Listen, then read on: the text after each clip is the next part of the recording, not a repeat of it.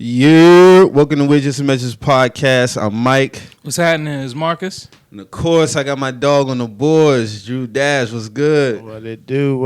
How y'all feeling? I'm feeling good, man. I know you feeling good because, you know, you was on that little thing before I came up in here, you know? Hey, man, we're celebrating 5 years in this thing. Yes, sir. Give it up. Yes, sir. 5 years in the thing. Yeah, yes, man. sir. Shout out my dog, Mo. He couldn't be here, man. He had to head out of town to handle some family business. But, you know, everything's good, though, on his end. Everything's good. But, yeah, man, 5 years ago, man. Yes, sir. Crazy how fast time go by, man. No doubt. How you feel, though? It feels good, man. It feels good. It feels fast. More than anything to, like, you know, do a podcast for 5 years, you know, damn, just to look back on that shit, like 2016, like that shit seemed like 2-3 years ago. That shit was really 5 years ago. Yeah. You know, and I remember when we first, I posted about it on my Instagram. Y'all saw it, of course. You know, when we first came, Mo hit me. Because, well, actually, I had like him like, man, let's just go ahead and start this shit, man. Let's get this shit jumping. You know, we had the meeting with VP. VP told us, you know, and then, you know, of course, she engineered our episodes for probably like the first 8 months. Then, of course, Mecca would come in, do it.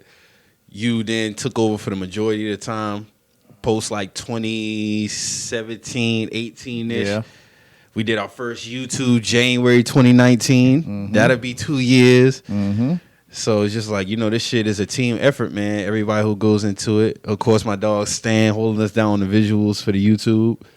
And you know, it's so crazy because when podcast first started, it was like when we got on it, it was kind of like a new type thing, but you had a couple that was like really getting attention. Of course, you look at the landscape now, it's a bunch of these shits out here. Like it wasn't like how it is now. Like when you hear about a lot of new podcasts, like on a major level, it's like it's a deal attached to it. Yeah. See, back then, if a major dude started a podcast, it's like, yeah, I'm gonna just start a podcast. It didn't have no money attached to it. Mm-hmm. You just look at this shit now, like everybody major really just getting the deals, but just looking at us on a lower level, you know, just some regular niggas getting it out, just, you know, doing the shit.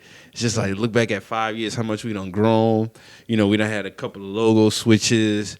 You know, we got just visually aspect. And what made me do the jump start on the visual, which I should have did early, because, you know, we live in a social media era, so everybody needs to see shit. So it was probably about like the first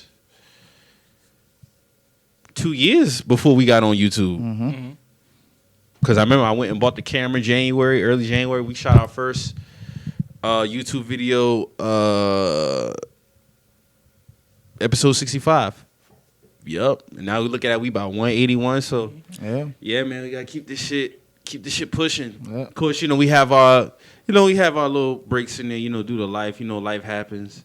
You know, shit like that. That's what make it even more special because, like, it's nothing for a celebrity or somebody who's an influencer to, like, do this shit, you know, really without no stoppage. But, you know, us having jobs, you know, just dealing with shit. Like, especially when the pandemic came. Yeah. The pandemic came, it was like, damn, like, you know, we had probably took a break for like a couple of weeks before we said, man, let's just go ahead and, you know, keep on delivering this shit. So I feel like this shit in the long run is going to continue to be beneficial for the people, man. And hopefully we get rewarded for this shit, you know, one day, you know? So, yeah, man, it's truly been a blessing, though, to be honest with you. Like, just to think when we first started this shit and just to keep this shit going, because a lot of niggas don't even stay together 5 years. Yeah, no. You know what I'm saying? So I couldn't have did it with a better person, man. Mo, that's my nigga, man. Like, you know, don't never be alarmed if you see us arguing on this shit. It ain't never about nothing, man. Like, we do that shit all the time. Yes, so. all the time. Marcus can tell we be in the group chat going at it. All the time. I just be sitting like, well, these niggas crazy, man. For real, bro. But yeah, man, like I said, man, it's truly been a blessing. I just thoroughly enjoyed doing this shit. You know what I'm saying? More than anything else, like, I couldn't see myself getting to a point where, like, you know what, man, fuck this shit, man. Like, I couldn't do this shit no more because I think I was born to come out the, you know, womb just debating, talking shit. Like, yeah, you got shit to say. Yeah, man, just got shit to say. So Your past life, you definitely would have been a lawyer or something like that. For real, dog. Your past life, you would have been a lawyer. Yeah, so man. Because the shorty, she was like, you're like, what's 5 years to something? So I sent her like the last, I think it was like 79. I sent her 79 probably a few weeks ago and shit. And she was like, yeah, like y'all really broke down a lot of shit, like for like men to see the perspective. Like I can see like how just the relationship and the core that y'all have going on. And she does podcasting, goes with her ratchet ass homegirls, and like shit. But it's like just to hear that shit and like she really like damn, like y'all really put a lot of different perspective in it. But you hear this shit and you see it from the numbers. I mean, all across the world, y'all global, really. Ringing fucking bells, man. International, Asia, Europe, like all across the world, you're getting clicks, man. And it's beautiful to be a part of this shit, man. So, congrats to y'all. Couldn't do this shit without you, my nigga. Yeah, man. Big up. Man, I can't count how many times niggas have been like, oh, you been on Mike and Mo podcast? Yeah, I be listening to that shit. So it's like, bruh, this shit gets out, man. It gets out like broader than what you would, like you said, broader than what you would think, bruh, because it be niggas who like, I don't know, they be listening to the podcast. They be like, hey, bro, I just was listening to such podcast. I just was listening to Mike and Mo podcast. I'm like, oh shit, that's what's up. I didn't even know you tuned in. So it's like people are definitely peeping. People are definitely paying attention, bro. There's a dude who always comments on YouTube. He's in Hawaii now and shit. Like, it's like, Trey. It's crazy. It's like all over the world, man. Clicking in, man. Tuning in, man. So that's beautiful to see. It's just good to see also overall podcasts like just becoming just this, this big thing. I kind of attested like how attested to like when rap music first started. You see what I'm saying? Like everybody has something to say on the mic and shit like that. Everybody wanted to come, and that's how I look at podcasts because it's so new. You see what I'm saying? Yeah. Just imagine how this shit might be 10 years from now, 15 years from now. So. And it's just such a big market, dog. And it's like, I never knew so many people listen to podcasts. You see what I'm saying? Because when I first, and so crazy, because when we first started and we was talking about the runtime, I was like, man, I feel like an hour should be good. You see what I'm saying? But when you start getting more comfortable and you start to like, okay, like shit. This shit like the back of my hand now, like shit could just be rumbling. I remember we had one episode, no bullshit. And this really kind of got us to start doing the timestamp. So we had an episode for like 4 hours. And I looked, that's a YouTube video too. And I looked up at that shit. I said, damn, bro. Like, but sometimes it could be a good and bad thing. Because sometimes I think that was a politics as usual episode. We was just getting rambling, like, but that's how it be sometimes. Because it's genuinely like barbershop talk type shit with real perspectives. Like, we have. Just like when I was posting yesterday, I purposely put some of the funny clips, some of the serious clips in there just to show people like, hey, just as serious we talk about this shit, we could joke about this shit, and then we could get back to this shit. It's just like a mix of everything, man. So, like I said, man, I appreciate everybody who tunes in, the text messages, the DMs, them shits don't go unnoticed, man. Like, it's greatly appreciated, man. Know that y'all respect our viewpoints. Yeah, man, it feels good. It definitely feels good. And I can just imagine what the next 5 going to be like. Right. For sure. But 2022's got, some man. Gonna be happening. Yeah. We definitely talked about it. So. Oh, yeah, you can't forget. Y'all boy did a live podcast already. Yeah, we did a live. We did a live show. That was pretty dope. I can't believe that was almost 2 years ago. Right. That'll be 2 years next month. Boy, so that just goes to show that was right before like the pandemic kicked off. You see what I'm saying? So.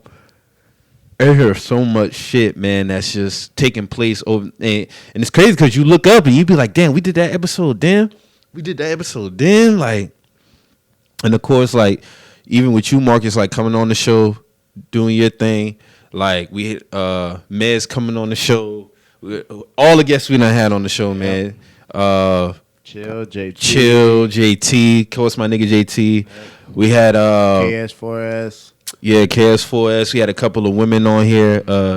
Shout out to Eris and her homegirl. She came on there. Jen, she was I think she was the first woman that we had on the podcast. I think that was like episode 4. Jen came on the podcast. Shout out to her.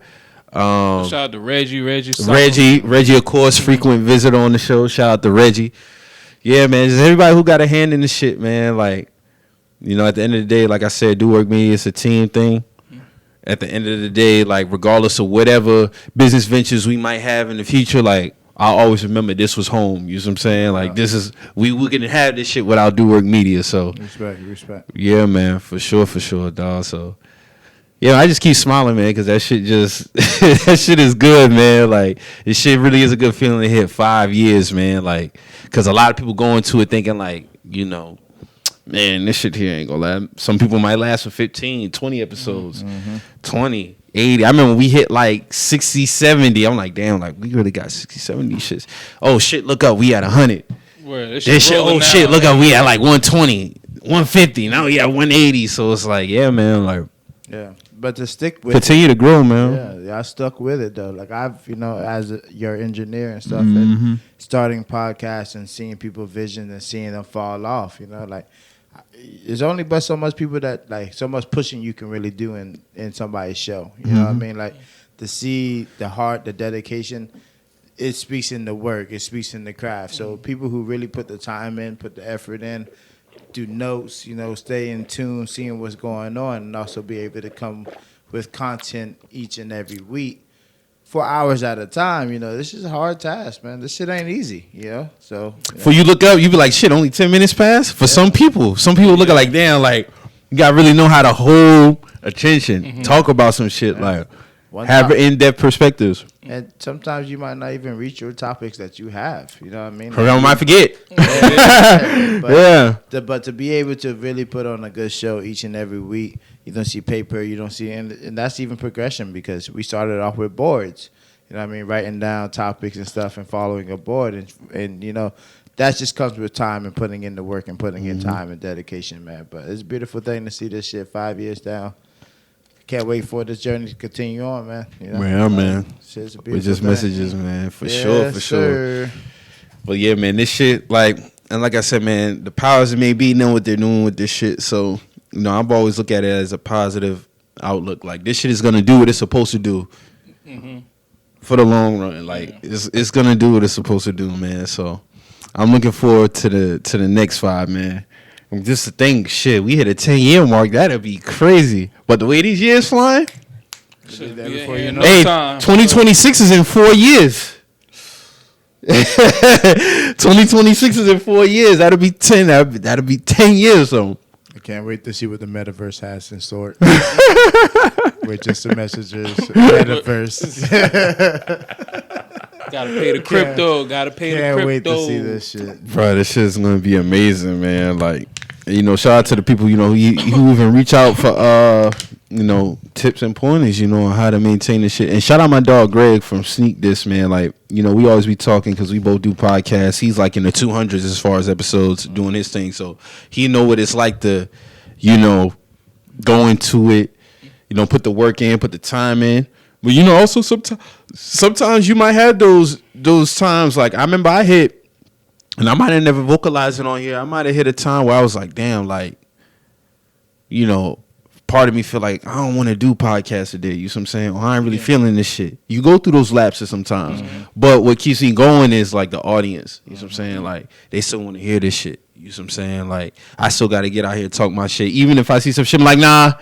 Hold up. Yeah. Nah, I gotta speak on this shit here. Like because you might have those moments like, damn, I don't feel like doing that shit. And let's say you miss a day. Them boy, damn man, why you they on your neck? They on your neck, bro. Damn man, we need that shit today. We need that this morning to get us through our drive to work. Yeah, people hit me like, yeah, man, this shit get me through my job. This shit get me through traffic commute. This shit get me through all type of shit. Before you look up and you might be at your destination or work might be done. But we carrying on that message. So it's like I said, I can't say how many times like I've thoroughly enjoyed doing this shit, especially with my nigga Mo. So yeah, I'm definitely looking forward to the next 5, man. But we'll kick this shit off. Y'all had a chance to see Big Sean Drink Chance interview? I saw pieces of it. I ain't see the whole thing. I saw pieces of it though. It was real dope, man. It was real dope. He definitely aired out his grievances with Kanye. At the end of it, he really said it ain't really no beef or nothing like that. But I can understand how he felt hurt because he said he was hurt. He said, man, I was hurt by his comments, like saying I was the worst, investment he ever. And I know he not talking about financially, Because, you know, I was the one under good he kept back-to-back platinum albums. I was the only one on the label doing that.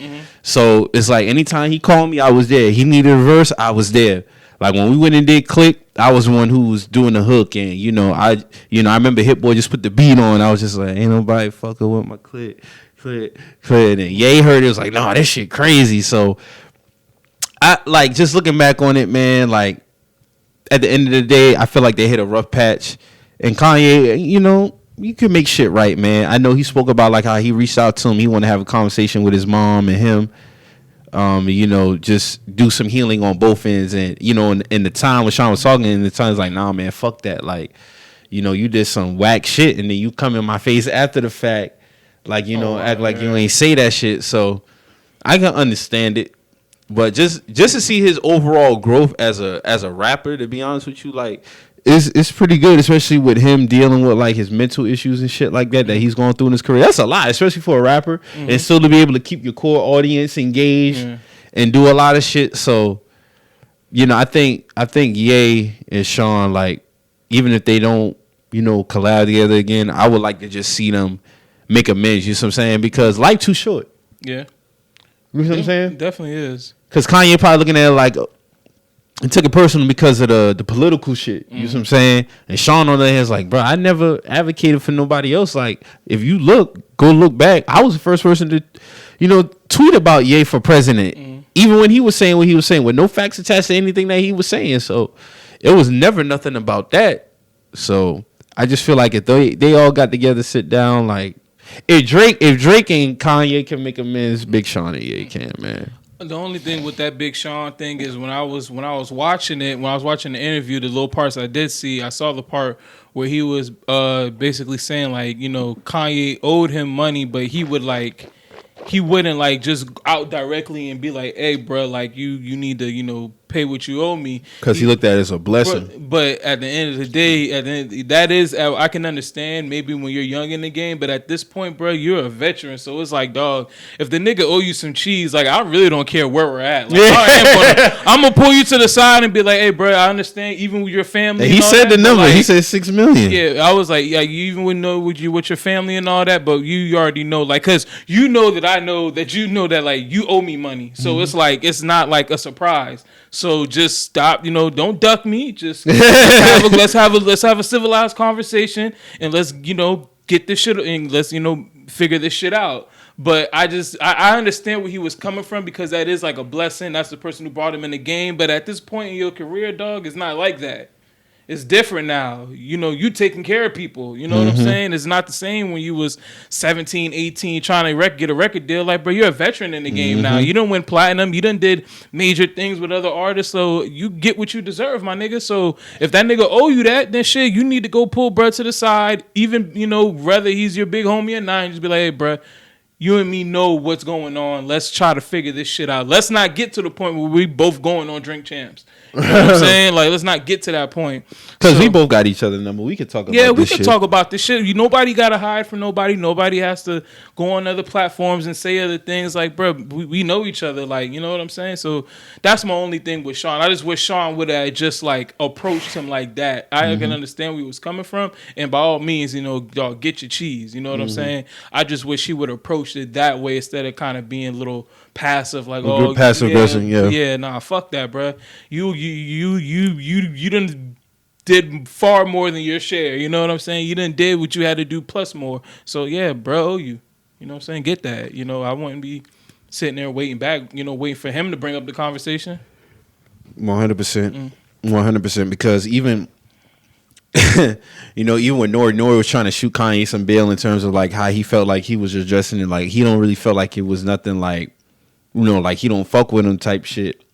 But I could understand how Sean could take it that way, because it's like Kanye is also a big influence too. So yeah, he want to get out his side too. And that's understandable. You know what I'm saying? Like, and I feel like even when he was talking about his deal, he was like, I never complained about it, but I mean, a spade is a spade. My deal was shitty. Yeah. You know what I'm saying? But I could work myself out of any. I took it because of the opportunity that he gave me. You know what I'm saying? And that's understandable. I think a lot of times people don't forget that too. Like the artist sacrificing too, because you already rich. You see what I'm saying? They just trying to get their foot in the door. They trying to get to where you at too. You see what I'm saying? So I can understand how Sean can feel some type of way, especially when he looked at him as a idol. Yeah, big brother, you know. Just like on some Hov and, you know, Kanye type shit. Like, he looked at him like that. So they done classic records together. He's produced a lot of his records. You know, held his own on the Cruel Summer album.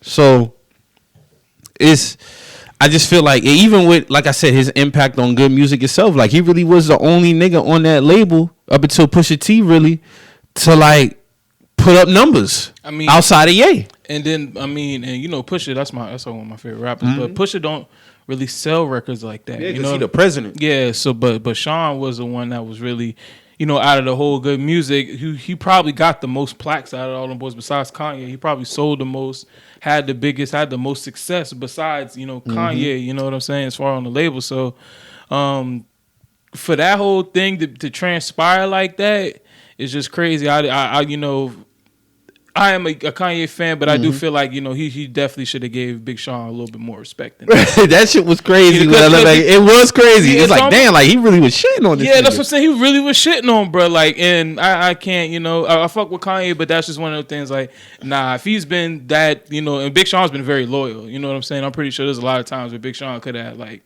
said, man, fuck this shit, I'm out. Or you know, there was some times where good music was, you know, plateauing downwards, and you know, things would happen, and Sean, you know, might bring it back up. You know what I'm saying? They might not have no hit sync records throughout that whole year because Kanye didn't want to put out nothing. You know, Pusha T's going to cater to his fan base, but Sean's always going to deliver that smash hit. You know what I'm saying? The shit the radio going to play, you know, shit like that. So, yeah, he definitely deserved more respect than that, though, because Kanye was definitely like, he was definitely trying to undermine this nigga, hold this nigga, and, you know, all kind of ways on that Drink Champs. 100%, bro. No. And at first I was shocked because I'm like, oh, shit. Like, this nigga's serious. Yeah. Like, even with the last, like, he was dead ass serious about that shit. Like, no, that was my worst investment. And I was like, God damn, nigga, like, Sean? Yeah, I'm about to say, I can name a lot of rappers on this good music roster that was ass. Like, that didn't do nothing. I mean, you got niggas that you kept on the label who really wasn't moving after a certain year. You see what I'm saying? Like, Common wasn't moving nothing after a certain amount of time. Hell no. You see what I'm saying? So it's like, you know, I just feel like with Ye, sometimes he get off his rocker. You see what I'm saying? At the end of the day, I can see that he's he don't really mean no harm by shit, but he do some fuck shit. You see what I'm saying? So I feel like in terms of Big Sean, he should make that right. Yeah, because especially he's been your most loyal, you know, person on the label, and even financially, regardless of how you may feel, that man brought you some platinum records. Yeah, but I said he made money over it. He made money over there for you. So you can't take that away from bruh. 100%, man, 100%. But it was good. It was good to see him get out his side. But I do feel like them two should have a just sit down talk. It don't gotta be nothing aired, nothing to talk about that. But Sean never really was getting off no shots as far as he was just really just speaking the truth of everything. Like, you know, this is how my record deal was. This is how shit was when this happened. And, you know, anytime he called me, I was right there for him and shit like that. So, and I could tell Sean come from a big place because also Nori had a story where he had a grievance with Sean and they talked about it. And he was like, you know who's the first person to call me about that shit? And he said Nas. He said, hey, Nas said, Big Sean, he's a good one. And Sean was like, he said that? He was like, yup. And, you know, that's when they clapped it up and shit like that. So, I mean, and he's never gave me no shady vibes. No, he doesn't. Sean has never been controversial in his career, really, in terms of like doing some sleeky shit or slide shit. So I could tell that everything he was saying, he wasn't lying about that shit, man. Nah, because ain't nothing really to even lie about. You know what I'm saying? Because at the end of the day, like, everything he was presenting was just like, this how I feel, and this is just the facts on certain situations. Like, ain't no, like, there's no gray area in some of these situations. It's very, like, right and wrong, black and white. So, you know, he really doesn't have anything to, you know, feel about with that. Not at all. Not at all. And I think we just get into a time where if anybody just has some shit that's going on, like, niggas need to just, like, either talk about it at men, come to each other as men. If y'all duke it out, you duke it out. But don't leave shit open-ended because, like you said, life happens. Yeah. God forbid something happened to either one of them. Last time y'all talked, especially based off the relationship y'all had, it was over because this shit right here. Yeah.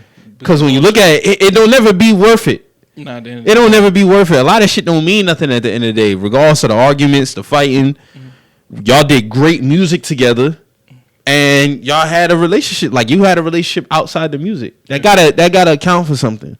It got, and another thing is speaking on like as far as artists and things like that. When we talk about like the standard artist deal that a standard artist would get, you know, a lot of them get fucked on their first deal. That's what I'm saying. Yeah. A lot of them get fucked on their deal. But when are we as like the hip hop community or whatever the case we'll call it, we're gonna start looking at deals and be like, okay, people are just trying to basically camouflage fucked up shady deals as standard practice. Like, when is it ever going to be a time where the standard is going to get changed? Because they attested to racism. The shit ain't never going to change. And I feel like that's a cop-out because at the end of the day, it's business. And I feel like if you want to preach all this shit about, oh, black people need to stay together, we need to do right by each other, then don't say, oh, well, this shit in the record label business is going to stay the same. No, nigga, make a new fucking standard contract for artist first contract and know better. Like, I hate when people try to be dense when it come to conversations like that because it's like, you know right from wrong, but then y'all talk that shit when y'all talk that business, quote unquote, when it's beneficial. Yeah. So if you want to die on this hill about, you know, doing right by other artists and shit like that, then okay, make a new standard record deal for an artist first deal. Yeah. That'd be my thing because it's too many times where we're coming up, just like with Roddy the other day. He posted something on the gram talking about, I never been paid since 2014 from my music, from such. I'm not dropping no more music. Yeah. That's about the fourth artist I seen this year in totality from last year too, that having grievances about shit like that. Artists not getting paid, or I haven't received a check from this and that.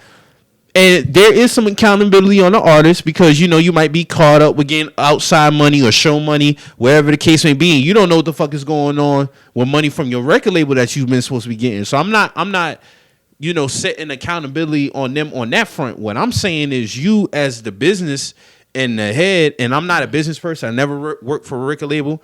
I'm just speaking about what's right from wrong, and if you're preaching some shit. So my thing is, if you preaching that shit and you're business savvy and you know the music business like how you say you do, then what's wrong with making a new standard for a contract? Motherfuckers is making new record labels every day. Yeah, of course you still got the, you know, the top guys, but if you want to take care of an artist, take care of an artist. But also on the front, on the other side, I'm not mad at somebody who want to present that type of label because they might be looking out for their investment as well. Okay, cool. But don't leave no gray areas. And I feel like a lot of times it be gray areas when it comes to this shit. Like, artists don't be knowing this, or, you know, well, my lawyer didn't tell me this. It needs to be communication on all fronts. On all fronts. It's just too much of that shit. And to be honest, it won't change until the first person step up and take that first and take that initiative to do it. That's not to say that every artist first deal be trash. But I do notice that some of them, I want to get to a point where it's never happening. Word. Because I understand from a label perspective, you have to recoup the money that you put into an artist. I can understand that, you know. But I also don't understand is like, yeah, you an artist, you know, gets, you know, an artist, you know, has to recoup. But after they recoup, it still seem like these niggas ain't getting or they missing checks. Yeah, they still missing checks after they done made their money back that you gave them. So, you know, that's something that's definitely, you know, that's definitely got to be done. And like you said, like you preached on earlier, like motherfuckers saying like, oh, you know, we got to be black business and, you know, black people got to work with each other. But it's like, how can you say that? But then you'll stick your fellow man in a, you know, you stick not even 3.6, you stick this nigga in a 720. You know, knowingly. Take all this nigga rights, take all the nigga masters, like take everything from this nigga. But you want to sit there and preach black businesses and black people need to stick together. And even if an artist do take the deal, hypothetically speaking, years down the line, they want to buy their shit back. Like, to me, I look at it as if business is business. Okay, if they don't have the money to do it, understandable. But don't hold on to some shit out of spite or like you just trying to be an asshole about it. Because you wouldn't want that to do. Masters feeds people, families, generations after. You see what I'm saying? Like, every time a record get played on this commercial or whatever the case may be, they got to go holler at that man about that. That's a check. Yeah. You see what I'm saying? But the record label gets to eat off of that, plus thousands of other artists. You see what I'm saying? So it's all about just doing the right thing at the end of the day, man. And like you said, there's always going to be some people Because at the end of the day, the world is full of fucked up people. Mm. So you just gotta know. You gotta know who you're doing business with, who to trust. You might get snaked by somebody, you might not, but there has to be a standard of practice, so we don't have to do that. Because if that was a standard starting out, it can change. Yeah. Point blank. Period. We're past that. You know what I'm saying? Contracts are definitely made to be rewritten, bro. 100%. Definitely made to be broken, rewritten. That's, I've never seen somebody who had a contract in their face and they didn't like it, and then it was like, you know what, bro, I've seen that happen, but as far as like that can be changed, it's not like that can't be changed. Like that can definitely be changed if you don't like that shit. So, yeah, man, I would just hope my people would just, stop putting niggas in binds when it comes to deals, bro. Yeah, it's just too many of those stories. These niggas be getting first deals and shit just be going left, and it's just like we don't have to do that shit no more, man. Y'all niggas is way past that shit, man. Way past that. But if anybody get a chance to check that out, man, definitely do. Like it's definitely good, insightful. Even speaking about like his relationship, you could tell when you talk about Jhené Aiko, like he just has a certain glow about him. That's kind of dope, man. Like, cause I know he also said like Jhené is the only person I've been like 4 type of relationships with. Like she was somebody I work with. She was a friend, companionship, and she was also like I forgot what the other thing he said, and that's kind of dope. Yeah. Especially to get from a woman, you know what I'm saying? So it's dope to see him in a good space. Cause I know Sean, and he spoke about in his music, like he was in a dark place at one time, thought about suicide, thought about killing himself. So it's just great. And he got some dope Detroit stories too. And one thing I appreciate about Sean too, like even the small things, like if Nori was messing up a Detroit rapper's name, he made sure to correct him. Yeah. Cause that means a lot. You know what I'm saying? Like saying somebody's name wrong, like that holds weight. You know what I'm saying? So he always made sure to correct, and he always showed love to people in his city, and that's one thing I can say about him. Like even when Nori was like, "Oh yeah, like the record with you and 42 Dub," he's like, "No, 42 Dub." Yes. You know what I'm saying? Yeah. It's not 42, it's 42. Just like I pick up on shit like that. Yeah. You know what I'm saying? Because but Nori lightweight dyslexic, so like. Yeah, well, not heavyweight dyslexic. I'm not saying he did it like out of just how like you said how Nori he just talking, but I can tell Sean is big on respect. You know what I'm saying? So that's really he also was catching some heat the other day too because it was funny. He was talking about like how black women is the closest thing to God. They ate his ass up in the retweets and the quotes and all. They ate that nigga. Like, bro, we never seen you with a black woman, bro. Like, what you talking about? They're kind of right, Sean. They're kind of right. I ain't seen it, Maybe in your private life, but shout out to you though, my nigga. Shout out. I just thought that shit was. My dog was replying in them XXL comments. Shit was funny, but. Said, man, shout out to them, man. Shout out to everybody doing their thing at good music.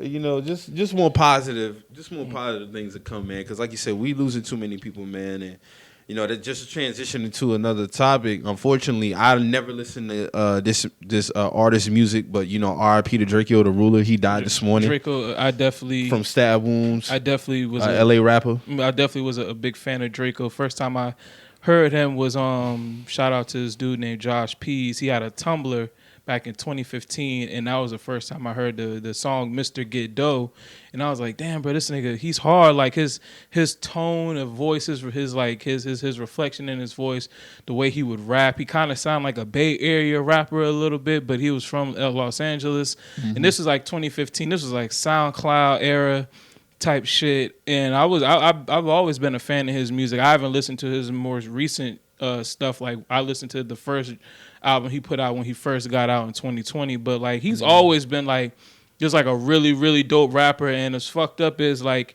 he really, before he was about to really blow up, he had to go to jail, and that really like kind of fucked up his momentum. Like he was really like because like if you're out on the West Coast, like underground wise, like he's like a legend. Like he been putting it down. You know what I'm saying? He's like a legend. But far as the mainstream national recognition, he was about to get that before he ended up going to jail, because he had ended up doing like a 4 year, I think like 4 years in county. They basically was trying to fuck him over. The system in the LA County was trying to like really railroad this man. They had him for like 2 murder charges, like he could have got like the death penalty, and he beat both them shit. You know what I'm saying? And he was a dope rapper, man. He was like a really dope rapper. Like they had like a little era where it was him, Shoreline Mafia, 03 Greedo, All Black. If you're from the West Coast, you know who I'm talking about. But he really had a wave, man. He was like really dope. And you can ask any of the young guys coming up who they was listening to, and they'll be like, yo, Draco was definitely an inspiration of mine. He was just like his talent was really there, man. I wish people would have really saw. I wish people really could have saw him like before he went to jail, because after he put out some dope shit while he was out of jail, but before he went to jail, that nigga was going off. Like he was going off. Like he had one of the hardest albums in 2017, Cold Devil. Like he was a dope rapper, man. He was a dope rapper. He'll definitely be missed out there in the West Coast. Like he was a I don't even know what happened. Do you know like exactly like what happened with that shit? They said that it was a fight at a festival, and it was at a festival. I do know that. And he ended up getting stabbed, and people killed me because people was like, "Oh, this is why you gotta like stay out the streets and this, that, and the third." But I'm like, bro was at his place of employment. He was at a festival. Like he was doing his job. He was doing his job, and somebody, I don't know how the fuck they even got a knife in the festival, especially off the heels of this Travis Scott shit. And they was able to get up that close to bruh. You know what I'm saying? And I don't speak on a lot of things as far as like what was going on with him. But if you like followed his career, you knew that there was a certain set of people that he was having problems with. That he was not scared to talk about these niggas. He would make diss songs about these niggas. He didn't give a fuck. One of the things that was great about him that I feel like also could have been like maybe some of the things that hurt him is he was a massive shit talker. Like not just like he was funny as hell with it, but he was just like a massive shit talker. But it wasn't like cursing, shit talking. It was more like this happened and you know this happened. So when I'm saying this on record, I'm really talking about you. And you know I'm talking about you. The world might not know I'm talking about you, but nigga, I'm talking about you and you know that. So that's the type of shit talking. I mean, he might say some things that nobody else will know about, but except him and that other person. And that's the type of nigga he was like when on certain things when it came to him having problems. But there was a certain group of people who was definitely having issues with. I'm not gonna say if they did it or not, but it's just a very unfortunate situation because he was only 28. Still had a lot more life to go. Too young, man. A lot more life to go. That's very young. I remember when I turned 28. You know what I'm saying? I'm 30 now. Like I couldn't even imagine that shit. You know what I'm saying? And then to die like that, bro, you get stabbed in your neck, fam. A nigga. Because they say he got to the hospital and he was like in critical condition and then he didn't make it. So it's just unfortunate. Another rapper gone, man. It's just fucked up. Like just off the heels of Young Dolph. Then we just lose somebody else. Slim 400. Slim 400, yup. It's like it's going up in Los Angeles, man. It's a lot of LA in general. They're saying is like they've been telling people not even to come out there. It's just fucked up. Fucked up. RP to him. Word. Condolences to his family. Like, Hey, man, because I ain't gonna lie, man. Bro was really like, I was like between 2015 and 2017. He was like one of my favorite rappers, bro. Like. He was so hard, bro. He had like some of the hardest records, bro. What was your favorite album from him? Man, Cold Devil, man. He had like this shit with him and All Black, Blamp. He would just have like to me he was kind of like a low key like a little like West Coast version of Max B. Like you know what I'm saying? As far as like his aura, his style, he was just like a supreme, like I said, supreme shit talker. Like. You know what I'm saying? Dog just coming through, foreign whip crashed the Benz, fucking hopped out in a Mozzie, nigga. I'm really like, just really talking shit, just really popping his shit. And as far as for like a LA rapper, he was like wearing designer, had lingo, he was like his own one of one. Like he was like, there was a lot of people behind him who try to copy his style, but niggas can't copy the original. So, rest in peace to bro, man. I was a big fan of his music. Yeah, man, that's just something, man. Unfortunate again, man. Like, just pray to his family, man. That's all I can really say, man. It's just so fucked up, man. That we just keep keep losing these artists, man. Word. Like, and so close, man. The Christmas time, it's the holidays. Like, it's fucked up, man. 100%. Like, even with the we just had another incident that happened. Fortunately, nobody died from that, but with the Freddie Gibbs and Jim Jones situation. Oh yeah, that was. You know what I'm saying? Like. People laugh and they trip about it, but, somebody could have seriously probably lost their life in that shit. Yeah. You know what I'm saying? They duked it out and they kept it like nothing recorded. Okay, cool, I understand. But, at the end of the day, it's like, just with that energy, with all the shit going on, man, I kind of feel like a lot of that shit just unnecessary. Yeah, even though him and even though Freddie and Jim, that this is not like new, this is a prior issue. And I didn't even know they had beef, to be honest. Yeah, man, they had. This was like, I want to say like, shit, I think this should go back to like, bro, maybe 2014, 2015, something around. So there, Jim just always kept that in the back of his mind. Because it was an incident where Freddie Gibbs got shot at in Brooklyn. They allegedly saying, it was, some of Jim people because of the whole, Jim had his whole vamp life thing. And then, Freddie Gibbs like, nigga, you throwing up Vice Lords. And, Freddie was just, being on some disrespectful shit. And, the Jim is definitely not one to take disrespect. If anybody's seen the nigga's, track record, whether he win, lose, or draw, dog is not about to take the disrespect. So, they got it shaken, at a prominent restaurant. It got Prime to that point where they had to get it shaken literally, in a whole nother state, But that's the thing about rappers. It's like, bro, a lot of these rappers run into each other, man. Yeah, that's what I'm saying. You're going to run into this person. Whether y'all all do festivals, y'all all do the same type of shows, y'all all fuck the same type of women. Like, all y'all niggas going to run into each other one way or another. So it's going to be what it's going to be. Hopefully, like you said, nothing happened to the point where somebody lost their lives. So that's great.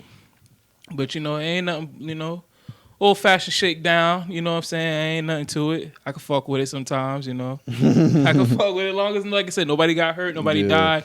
I know Jim had posted something, I don't know if he did, something about, like, his next album going to be called Prime 112 or something like that. I don't think you should fuck with that. I think that's a troll. I don't believe that, man. And even if it is, I wouldn't want him to put no shit out like that. Nah, just keep that shit where it's at. Yeah. You see what I'm saying? If y'all linked up on some man-to-man, face-to-face type shit and squabbles went down, and just keep it where it's at and keep it pushing. You know what I'm saying?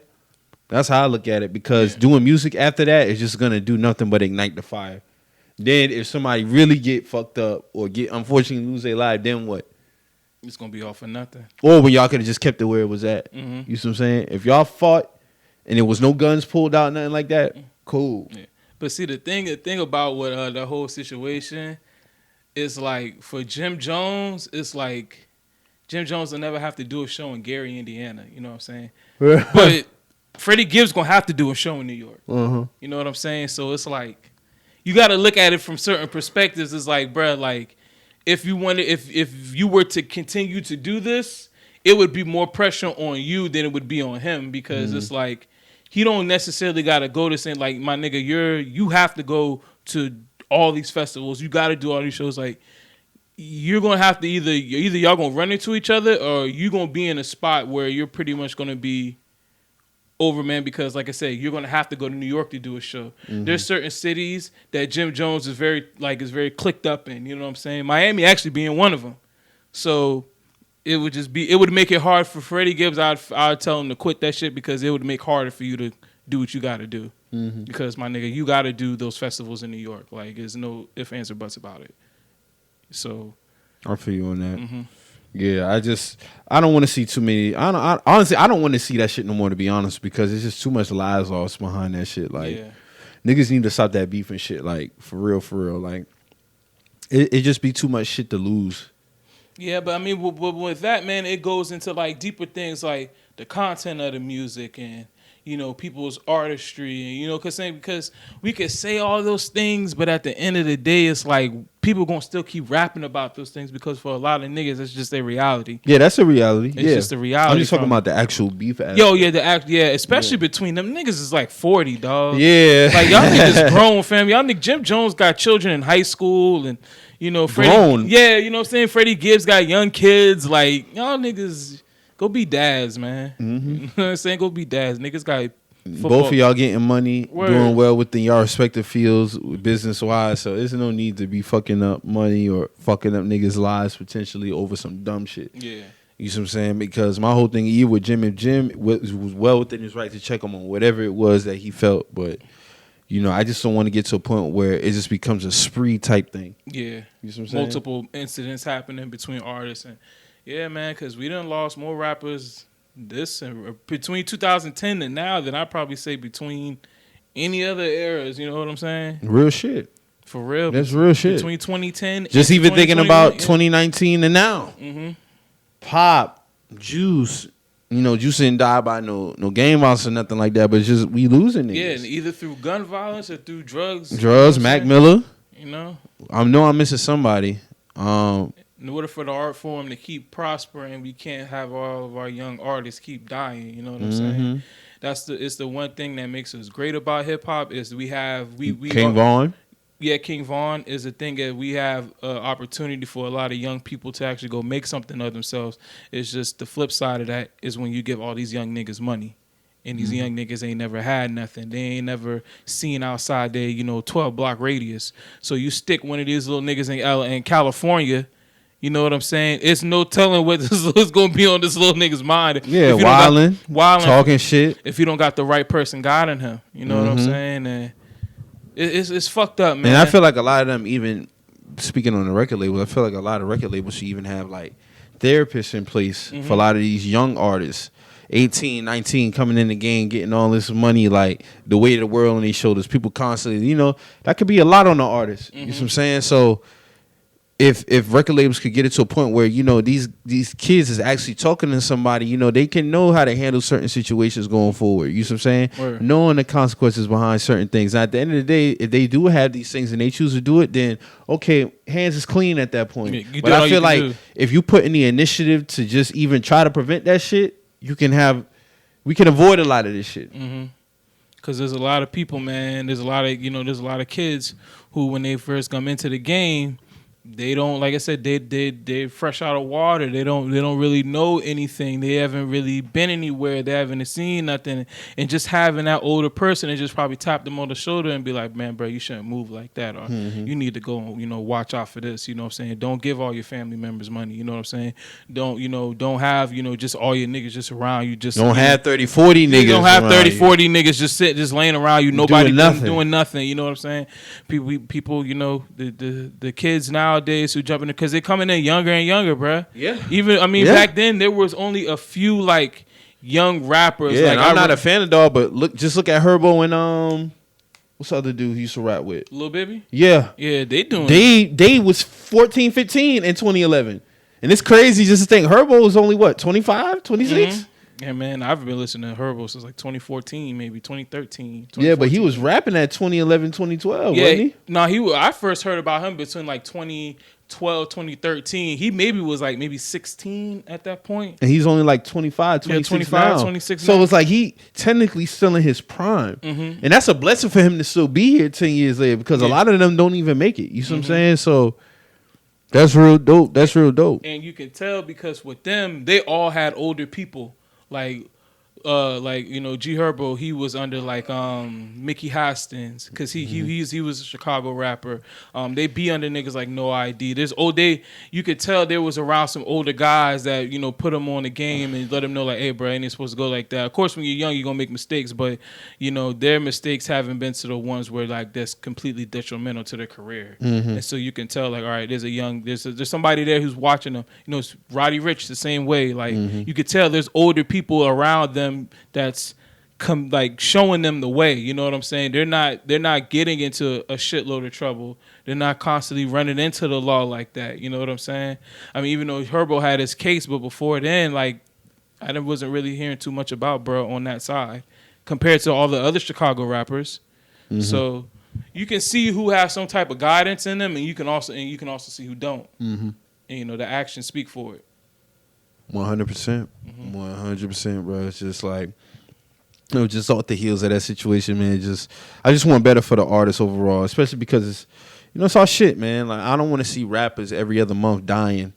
You saying as a result of violence or drugs and any of that shit, man. Like y'all niggas are here for a reason. You have an art, you have a gift. It'd be good to see y'all live a long life. Yeah. You know what I'm saying? It'd be dope to see a lot of y'all live a long life, man. Because that's a perception of a lot of rappers. Niggas ain't gonna make it. Yeah, but I think as long as the young guys are staying in it and keeping preserving themselves, they will gradually, reap the fruits of their labors as they keep going. You look at niggas like 2 Chainz. You look at niggas who are 40 something, 40 old, and like, bro, these niggas, Ross, these niggas, Ross didn't come out till he was about 30. You know what I'm saying? Yup. Niggas really. His first album was he was 30 years old. You know, really, you know, having, you know, really seeing the fruits of their labor because they're around long enough. You know what I'm saying?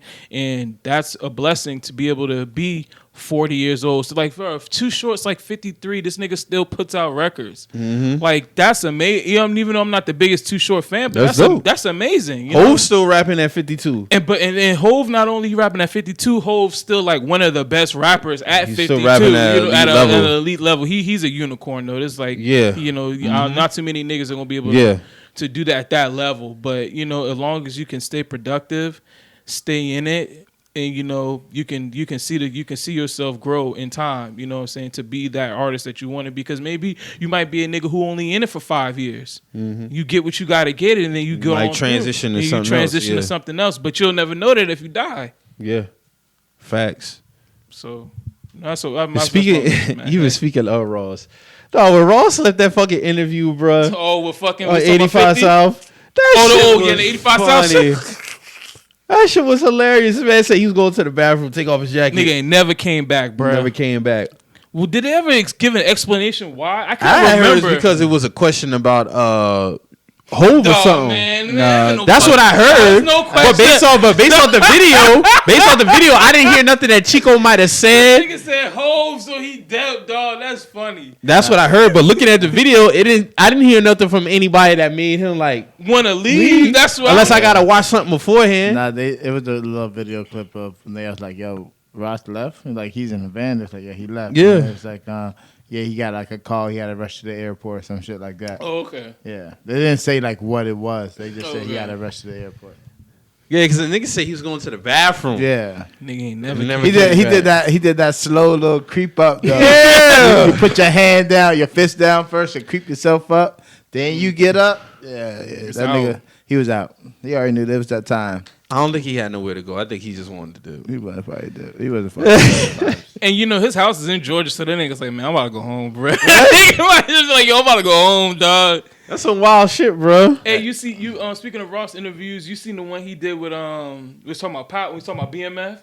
Was talking about that nigga. He's a funny nigga, bro. That nigga said 50 only made 250,000. Yeah. But at the end of the day, sound like some hating shit, bro. It do. But if Ross knew television, that's kind of like standard for your first season. Like you really don't get no major money till like you go for the second season to re-up. So that was funny to me. Ross is a funny nigga, man. He always gonna be funny though. Especially like the Hated to Love It video. Anytime I'm having a bad day, just Google Rick Ross YouTube Rick Ross Hated to Love It. And he always listening to that shit. Yes, dog. He always listens to that shit. He like when he go to Cali, niggas. He'll put the windows down and start bumping that shit.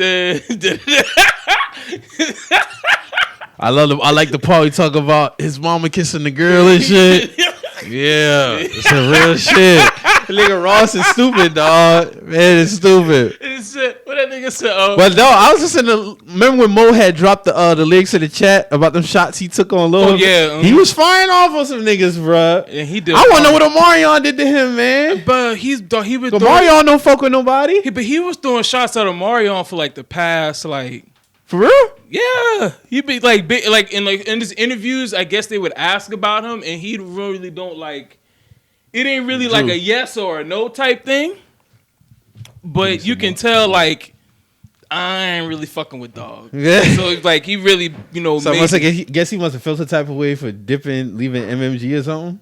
I mean, but honestly, Ross wasn't really putting out Omarion like that. Nah, that nigga barely was on self-made projects. So Word. That nigga, the only song I really remember Omarion on is like MIA. I can't think you can think of any other song or like the shit on the Touching You. That's about it. Touching You and MIA. Those are the only songs I can remember Omarion and Ross on. I can't remember nothing else. Either. I just thought that shit was funny. I'm like, God damn. It's like I dropped the Omarion, he began to fizz. I was like, Why and then he put fizz in the equation, like, man. Play on words, man. Play on words. Play on words, man. Drew, that man said Drew. ain't had to throw Fizz name in there though, bro. You could have dissed the nigga, but why you gonna throw Fizz name in there? That shit wild, man. That shit wild. I was like, damn, Ross, like that's what we doing, man. Like, I don't know. The album reviews was getting the dog. I don't know, man. I don't know, man. That shit was just wild to me, man. That shit was wild to me. Yeah. You had a chance to hear Roddy Rich album? I haven't heard it, but I ain't gonna lie. The reviews, niggas been killing that shit, bro. Niggas have been killing that album. Niggas been killing that shit, bro. Like, I don't know, man. I'm not a Roddy Rich fan, so I'll catch that shit like on the wind type shit, like through passing. But they ain't really giving me no center to listen to that shit right now. Everybody's telling me niggas are cooking, like cleaning that shit up. Yeah, everybody telling me that's not the one. Niggas had the graphic 0.0 rebounds, 0 assists, 6 fouls. The Tony Snell? Tony Snell. Damn. 6 fouls. I was like, damn, bro. Boy, say you Tony Snell, Roddy.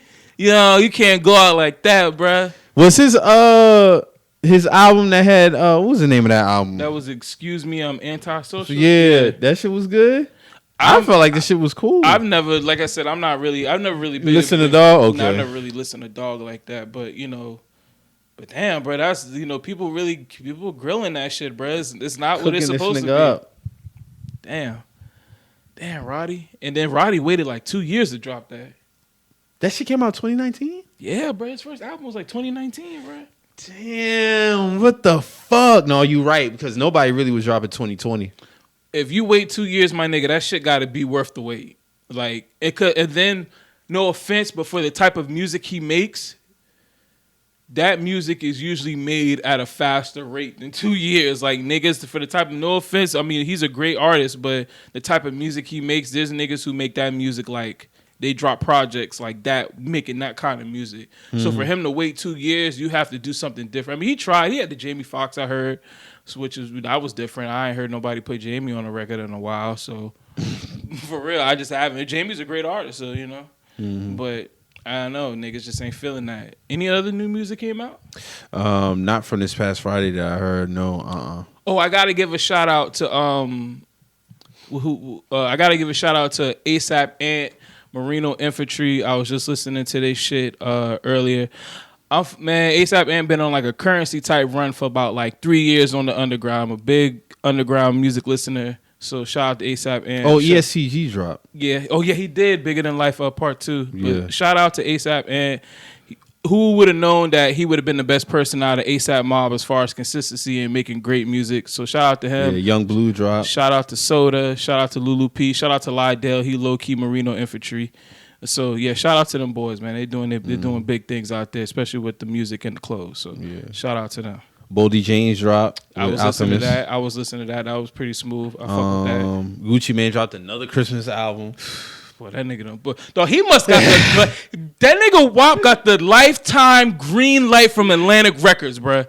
I don't know what the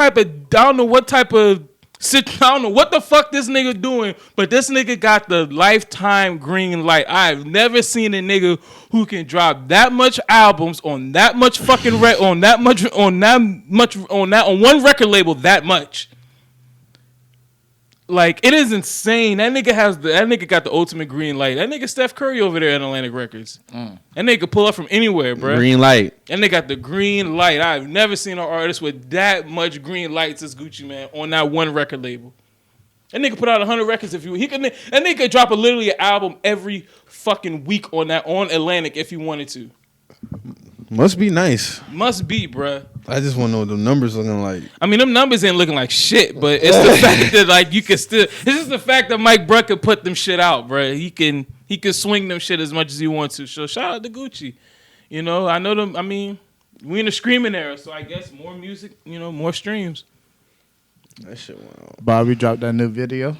Oh yeah. Shout out to Bobby. Bobby just been on a run where he just trying to have fun. Yeah. I appreciate like how he ain't really feeding into the critics. Yeah. Like, cause even when you look at his interview he just had on Complex, like the nigga just happy, man. Like he's just genuinely happy to be. And I think we can be critical of artists and their art, But like with Bobby, I was never expecting him to come back and give me no critically acclaimed shit. The nigga was locked up for 7 years. This nigga was a kid going in. Yes, he was a kid going in. How shit was like, nigga, like he was 19, 18. That shit came and gone like that.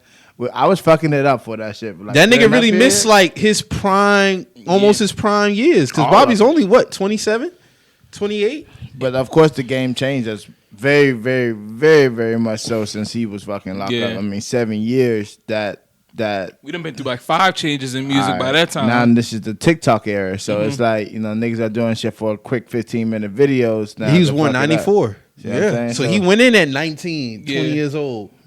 I didn't expect him to come out and give us like trapped out, like he been in the streets type shit, because he hasn't been. He's living life now, so he's just enjoying. And the video shows him just living life. And you can tell even his music, he's enjoying making his music. Yeah, he's not trying to, because it's, you know, it's all about, you know, like you said, you like where he's at in his life. Bruh's not in that same place. He's in, like, bruh just did 7 years. Like, I want to be happy, my nigga. Like, I want to make records, to dance, and I want to, you know, fuck with women. I want to just live my life, and I feel Bobby on that. I mean, am I a fan of the music? No, but at the end of the day, my nigga, you got to do what you got to do. Like, as far as how you feeling, you know, we not going to expect no hot nigga Bobby Shmurda or no computers Bobby Shmurda, because, like, nigga, I just been in the camp for 7 years. Yeah. I'm not trying to rap about, you know, shooting nobody, my nigga. I'm trying to have some fun in this motherfucker. And we clearly know you wasn't shooting nobody. Nigga, you just was there for 7 years. I just got out. Yeah. My nigga, I'm on house. You know what I'm saying? I got a bracelet on. This man did 7 years. Yeah, and he could have been out. He could have got out, you know, early. He did his whole bid, though. Mm-hmm. But I still think in this situation, they got to push Roddy more. Because Roddy's actually like, I mean, he's the better of the two, but Roddy's nice, bro. I fuck with him. Roddy Rebel's nice, bro. I mean, he had a couple of bangers when he got out, Reroute. Yeah. And then he had what was the other one? That shit where he was with on that YSL, on that YSL compilation. He did his thing on there. Like, Roddy nice. What was the name of that song? They need to put that bread. I mean, no offense to Bobby be doing his thing, but like as far as like the longevity, I would put some money behind Roddy, man. Roddy still got that crazy energy. You know what I'm saying? Yeah. Like, he just really pop his shit. Like, when Roddy on a track, you know Roddy on a track. Even in the visuals of it. Came and saw, yeah. Came and saw. Like, even in the booth, when you see this nigga like fucking Instagram and shit, this nigga's really in that shit just fucking it up. Like, as he's fucking recording this shit. But they need that energy, you know what I mean? Like, energy was what really brought them boy on. Yeah, but that's what you see it in this Bobby's video. Now you see Bobby fucking back to his shit, thrusting the fucking air, doing all this crazy shit, like head between cheeks and shit. You know what I'm saying? Like, love to see the shit for this nigga, man. Hell yeah.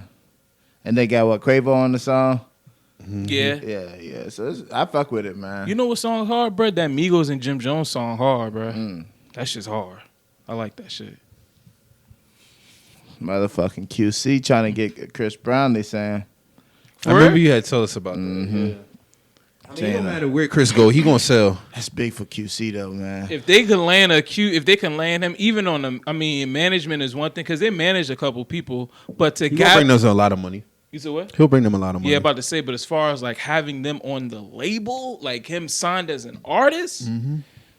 If P do that, man, that nigga's a magician. Yeah, man, because he on his way up as far as like executives, man. Like, he's really doing this thing with QC, man. He eventually gonna sample himself in the Diddy's and the Birdmans and the. Once he lands his network, it's gonna get crazy. They were talking about that shit on. And he got a long way to go. Yeah, he does. But I mean, it's just groundwork now. You know what I mean? Like, but he came a long way too. He really has. And P is how old? He gotta be close to 40, innit? Man, definitely probably like early 40s. Yeah, he had to grind the way he had too. Because I remember him and Dirty Dave had Dirty Dollars, and then that shit ain't matriculated. Then he ended up doing QC, and then, hey man, niggas can say what they want, bro, about the Migos, but QC is doing the damn thing, man. But Migos. QC is the Migos. Like, the Migos is QC. QC is the Migos. I don't care what nobody say. Shout out to Lil Baby. But nigga, that's the house the Migos built. Yeah, I've seen that shit from 2012 to now. That is the house the Migos. But I don't give a fuck who else come on that label. I don't care who else got success, man. Nigga, that's the Migos. That's the house Migos built. 100% And I just hope that That nigga nobody 37. forgets about that. 37? Okay. I just hope nobody forgets about that. Because even though musically they might not be as hot as Baby or the rest of them niggas on that label, but at the end of the day, they built that label. Yeah. They built that label brick by brick, my nigga. From Hannah Montana to fucking Bad and Bougie, to All Fight Night, everything, bro. Because like I said, bro, that was 2012. I remember them. I remember that era. I remember Migos. I remember when Migos came to Blue Magic. Yeah. Like, I remember they came to Plan B too. So, yeah, man, shout out to them boys, man. Them boys been holding it down, man. That's crazy. Now to think about that shit, like how that shit's just crazy. That era just was crazy. Like 08 all the way through 2013, 14, yeah, that was wild. Yeah. Because I always talk about the 05, 06 jump, but like once you get to like 08, 09, yeah, it went up. It was some times. Yeah. I spent a lot of days going to school late because of Toucan Sundays and shit like Come that. on now. Yeah, like I was talking to this she's a producer in Atlanta for a news channel, and she was talking about like whatever happened to Market Street, and it's just like, yo, like honestly, like when you think about that shit, like that was Dirty Dave's time of Purple Tree. Yeah, yeah. Like that was I got them racks and yeah. like that was the time when he was really starting to pop. And it just brought so much shit to the city. Like, it just brought a lot of shit to the I give him Market props. Bruh brought a lot of shit down here. You know what I'm saying? That Plan B, like you said, that Purple Tree, Blue Magic Plan B era, there was a lot of things coming down this way. You know, he was a part of that, you know? So I definitely give bro, I don't know what the fuck happened to bro now. I hope he beat his case or whatever. So, yeah, man. But I was an era, though, Drew. I definitely was an era. But P talks about it. He talks about, you know, how the business started. And he had a partner, which he's speaking about Dave, and how shit just didn't really. There was a different label was going under quality control. No, it was going under. There was Dirty Dollar. Yeah, $30. And then just that transition because they was building that studio in Atlanta, and. He talks about it's like one of his earlier interviews and shit like that, but he breaks that whole shit down, just saying that we saw two different. He had to go his lane, I had to go my lane. Basically, I'm trying to go legit, and this nigga's still trying to do. This nigga's still trying to do the thing we not trying to do right now. All right, so and you see what happened. You know what I mean? Here we are. Yeah, here we are. Like so, sticking to your roots, sticking to what you know. Having the vision, the ultimate goals, you know, what you're trying to reach, longevity. Here he is, man. Proud of the nigga, man. Big up to him. Word. Hey, man, y'all see that? Black Youngster had a performance in Dallas, and this nigga performed "Shake Something" in Dallas. I didn't see that. They was not feeling that shit. It's been a run of that because the Baby just was on this festival stage somewhere and they was throwing trash at this motherfucker though. Like he's supposed to open for Future at Rolling Loud. Yeah, and they was throwing trash at him. Damn. But the thing with Black Youngster, "Shake Something" is a Young Dolph diss. Oh, and he performed that shit in this Dallas. Was when? This was just last night. Oh no, that nigga tripping. But that's them boy. Like my whole thing is, bro. If once the nigga dead, he's dead, bro. There's no need to keep playing your diss song, bro. He's and the crowd wasn't reacting to nothing. Hell no, they was sitting there staring at this nigga like, bro, what the fuck is you doing right now? Like they was really looking at. I didn't peep that. I gotta check that out. You gotta peep that, bro. People was looking at this nigga like, bro, I can't believe this nigga really performing this shit right now. And even though, he is technically the other side, whatever the case may be, but like, bro, it's got to be a certain point where it's like, bro, it's over. Like it's over. Like it's over. Too soon. I don't know the extent of the beef between Dolph and Youngster. I know we know Dolph and got it, but if it's just off the fact that your boss is beefing with this nigga, and that's even corny. That's corny. Even if you had a personal issue with bruh, like it's over now. Bruh's dead. You know what I'm saying? Like there's no need to keep poking at that because energy is real. So you keep performing that song. God only knows what could happen. So, but what if but just like locally? So what if they play like Mr. Taylor, Shoot That Fucker Right Now, and like Hubie passed or some crazy shit. You know what I'm saying? Like, not saying like Brett has that statue of that, but that song is but that song was controversial, bro. That was very Mr. Taylor shit. That shit was because Dog used to own the club. He used to own Kush, and niggas would play, and the DJs would play that song in the club. I remember Clue played that shit. Imagine you a club owner and a nigga dissing you, and the DJ's playing the song that the nigga dissing you on. And the whole club going crazy, bruh. And you in the club. Yeah. You in the club, nigga. I'm talking about the whole club is going fucking bananas when this song drop. When you hear that, I got my 45 in my pants, the whole fucking club is just... Lose your fucking mind. You lose the whole club going retarded, when they bring that shit back, win a nigga, win a nigga, win a nigga, win a nigga. Yes, sir. But yeah, I guess it's different because he was actually alive. But that's what I'm saying. But if with that same energy now, while this nigga's alive, the niggas in this club, it's the same energy. So black youngsters to play this shit now that this man's passed. See what I'm saying? Like, yeah, I feel you. Like that's why I be feeling like, I get it, but I think it's just the timing of that shit. Like, yeah, because I honestly, if bruh had passed away, like.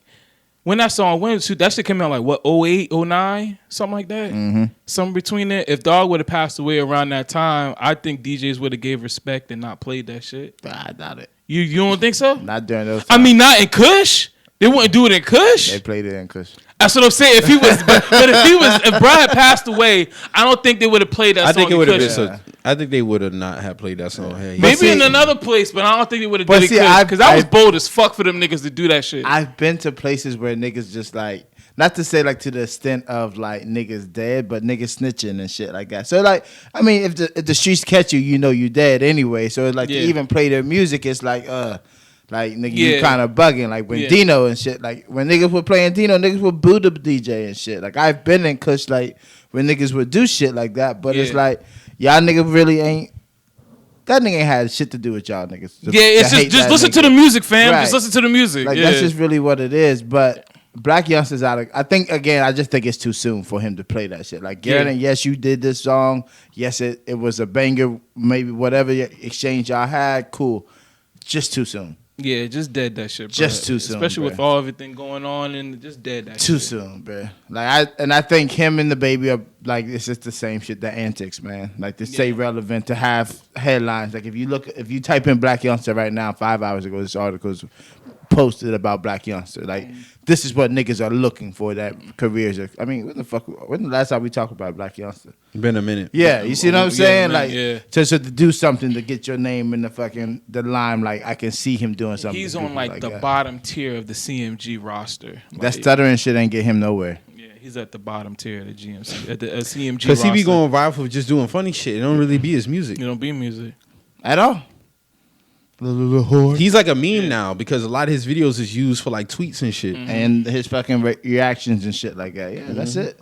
So honestly, like, when's the last time this nigga really was relevant other than like the jokey shit? Exactly. So Can't remember. That's what I'm saying. Like, it just sucks. I never really listened to his music like that, to be honest. Never had a Black Youngster song on download on Apple Music. Me either. 0 plays.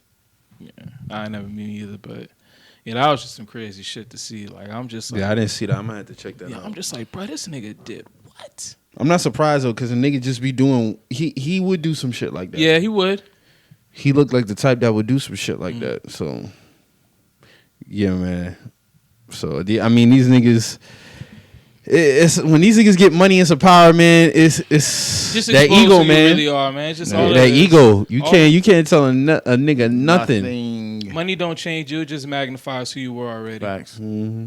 If you was piece of shit with no money, you a super you gonna be a super piece of shit now. Nigga, you got money because you gonna feel like you can shit on anybody. You can be arrogant to anybody. You're better than everybody. Nobody can tell you nothing. So it's just like... And I catch that shit from, like, boxers and shit. Like, Adrian Broner. Like, I don't really know too much about that nigga, but I just feel when like... he started losing, it got worse. Yeah. Like, it just was like, nigga, what are you doing, dog? He wasn't really working on his craft no more. Nah, he just was really for the fucking antics. And it's like... Antics, yeah. And he had a chance to be one of the greats. He had a chance to be one of the greats. He had a lot of potential, bro.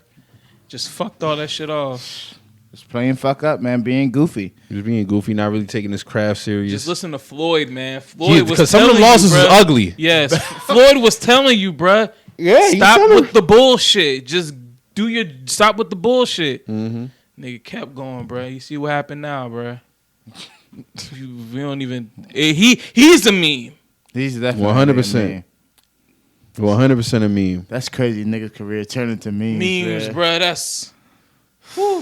God damn, bruh. How you go from that to this? It's just tough out here. It is, man. Speaking of boxing, man, y'all see that Jake Paul, Tyrone Woodley? I forgot about it, but I saw it. I saw it this morning on the TL. I mean, my goodness, bro. He can't. Did he just lose his last fight? Yeah. Nigga lost. He's 0-2. Who did he lose to? Jake Paul, bro. 0-2. 0-2 against this nigga.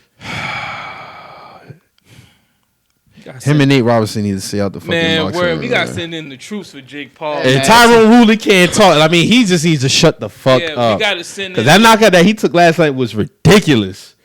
Face flat, bro. Them boy had the meme with like Woody and Toy Story. It was like Andy's coming, and everybody. Tyrone Woodley. I mean, the way he was laid out, he was out cold as. I mean, as soon as he got hit, he was out. Like, and I feel so the fall was worse. Like it looked like he came with like a side punch too. Like the nigga had to catch a nigga and rattle his brain to restart mode, bro. Like for real. Nigga was an iPhone, bro. Stick that nigga in rice. For real. Stick that nigga in rice.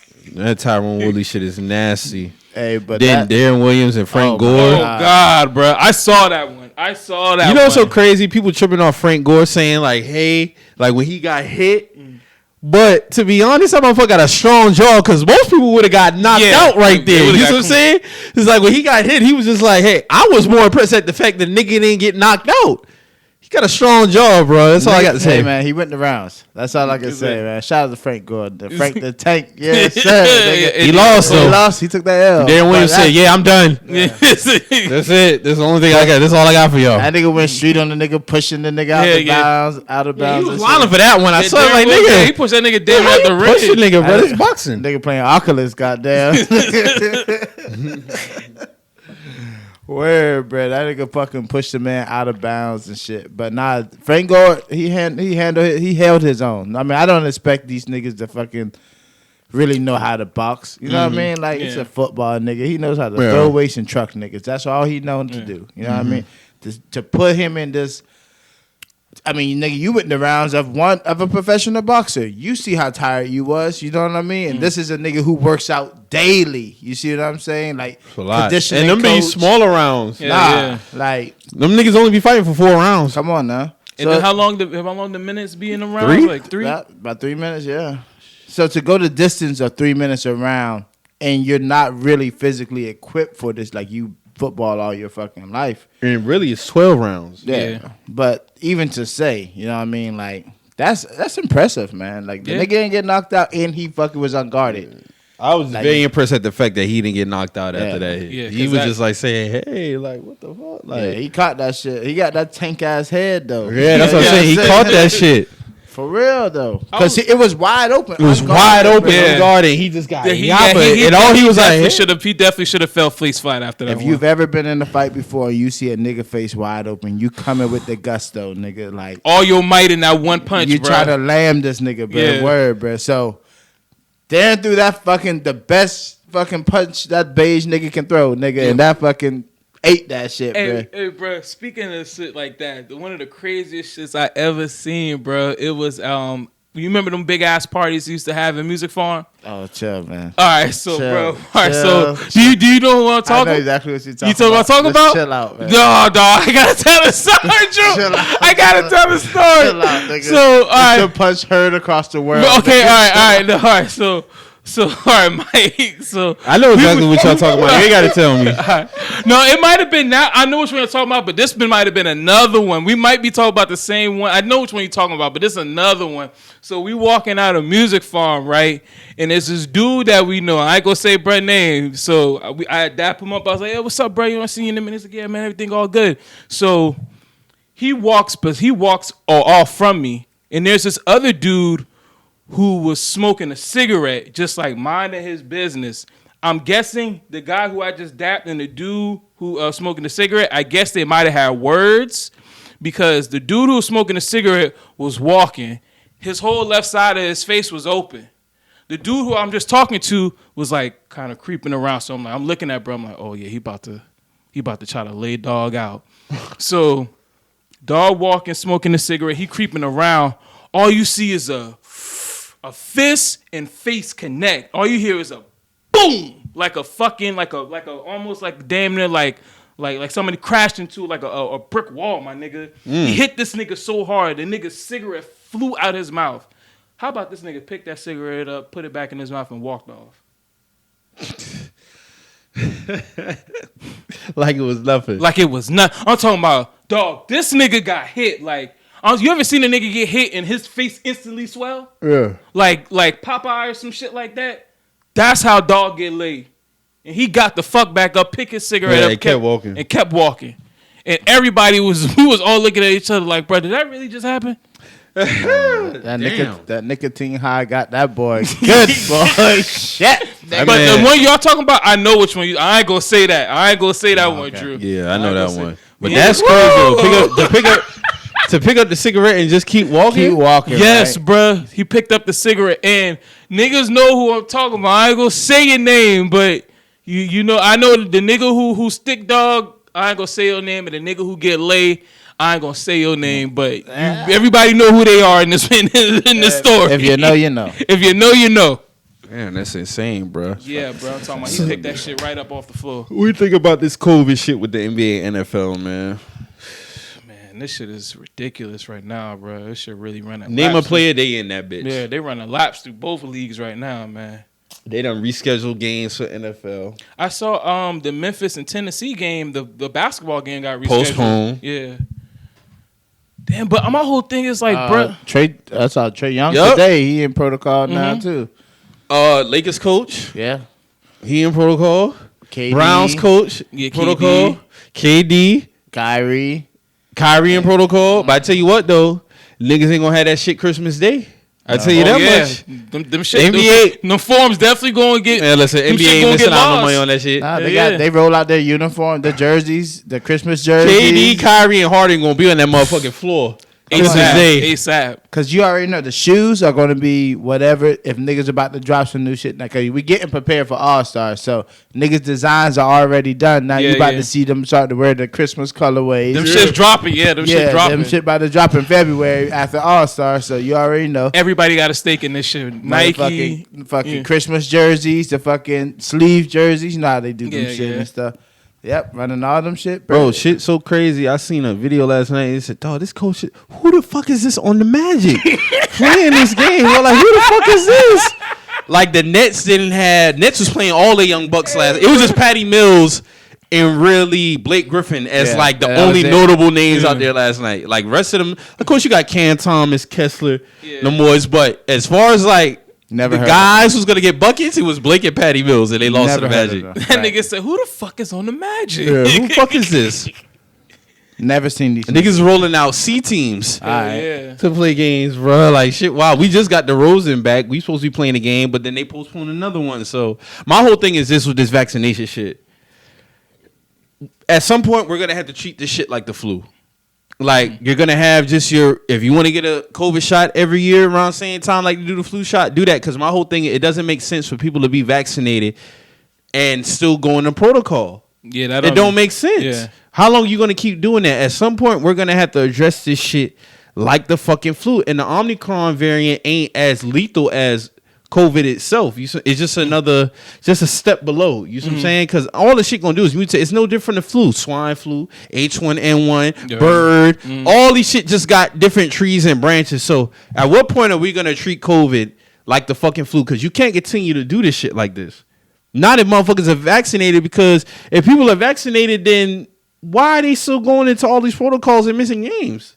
It don't make sense. You might as well charge that shit to the game. Unless you got COVID, but you don't. But if it just because symptoms, yes, that's what they should boil it down to. The symptoms. If you experience something like extreme symptoms, bro, then all right, cool. It's no different from nobody who get the flu. Oh, he's out, flu-like symptoms. Niggas ain't putting nobody in protocol because they got the flu. You see what I'm saying? But that's what I'm saying. I'm not saying COVID is not serious, but at some point we're gonna have to address this shit like this. Because for one, it's never going nowhere. COVID is here to stay. Yeah, that's just staying. Once it's something, there's no cure for a virus. You just have vaccines, just like the flu does. You see what I'm saying? Like all you got to do is become immune to it. So at this point, I'm looking at this shit like, okay, like how much longer y'all gonna continue to do this shit? Niggas is going in protocol. Odell Beckham was playing the game Monday night. He going to protocol Tuesday? No, he been had that shit. He been had that. You see what I'm saying? Like you rescheduling games for Tuesday nights, Monday nights. You see what I'm saying? Like, but you wanted to avoid that, and I feel like right now it's worse than what it was last year, for sure. No, definitely, for sure, especially on the NBA side. It's NBA side. It's coming through. But see, they're trying to bring the cases to spread it out now. They're spreading the games out, because if you imagine 8 teams playing one damn day, you see what I'm saying? Now they got to report 8 teams, all like a full list of shit. Yeah. Now if it's fucking okay, these niggas on Monday fucking tested. Now these niggas on Tuesday tested. Now it's kind of like, okay, it's sporadic. But no, niggas still the same shit. These niggas still had it. Y'all just reporting it on a different day. Mm-hmm. It doesn't change the fact that these niggas are fucking in protocol. Yeah. It's crazy as fuck. I mean, honestly, with my team, it really don't even matter if we in protocol or not, because we fucking whack right now, bro. Sorry, Mo. But we had to do it, man. Had to do it. Damn. Had to do it. We got to win out, so had to do it. Celtics. Yeah. We had to fucking... Cardinals lost today. Mm-hmm. Needed that... Yeah, Colts beat the Patriots last night. Mm-hmm. Jonathan Taylor went off again. Yeah, sir. I needed that shit. Well, I'm saying, what's your record now? We're 8-6. Oh, okay. You got anything lined up for today on the bet card? Oh yeah, man. Oh yeah. You got no parlays in? Yes, sir. I got one on Green Bay right now. It's not looking too good, but we here now. Hopefully you'll pull that through, man. Yeah, I mean Aaron Rodgers fourth quarter. You can't bet against that shit. But fucking Detroit beating the Cardinals, like that was one. That's not surprising. Nah, we got late them next season. Week. We got them next week, man. That's what I'm saying. A team like that late season got ain't shit to play for. 2-11-1. Yeah, every game is Cardinals is 10-4. Like they went in there sleeping on them niggas, man. Yeah. Lions at the end of the day, they playing for just house money. They're playing to fucking fuck up the fuck up shit. Yeah. Because Green Bay needed the Cardinals to lose today. They fucking lost, and I think right now they losing to Baltimore. Yeah, 14-7. But it's I'm just happy we're just handling fucking business. Carson Wentz 5 passes on the day. He threw the ball 5 times yesterday. 57 yards, yes sir. 1 touchdown, 1 interception. That run game must have been He threw the ball 5 times yesterday. 5 fucking times. Y'all run game must have been elite that day then. Had a block punt for a return for a touchdown.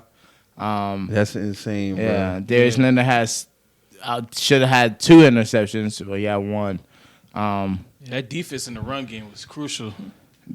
It's just clicking right now, man. It's clicking, but it's so crazy. Like, T.Y. Hilton 1 catch. Fucking Michael Pittman 1 catch. Zach Pascal 1 catch. Mo Ali Cox 1 catch. It's getting it done though. Yeah, it's getting it done. So I mean, Mac Jones got it done in Buffalo with throwing fucking 5 times too. Mm-hmm. You know what I'm saying? It just so happened like the run game just happened. Yeah.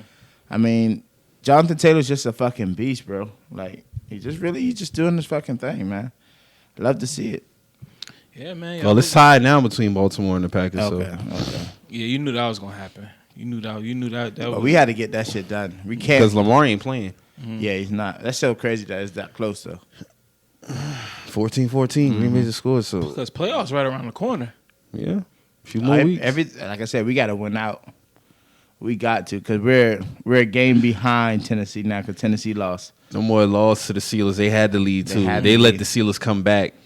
They want to start that pregame on them boy fucking logo. Love to see it. Loved it. Yeah, that helps y'all out a lot too. Yeah. But you know how that shit be when niggas show up on their logo and try to be disrespectful, scraping their feet on the fucking logo. Never ends well. Never. It never does. But continue, please. Tennessee, continue on the fuckery. Good. Continue on. I need these L's. You think Jonathan Taylor should be in MVP talks? He should be mentioned, but I think Aaron Rodgers is killing this. That's shit, what I'm bro. saying. Like I can't go against the AR, man. I can't go. And Brady. Can't go against Brady, bro. That motherfucker. And they better at this point this year than they was last year.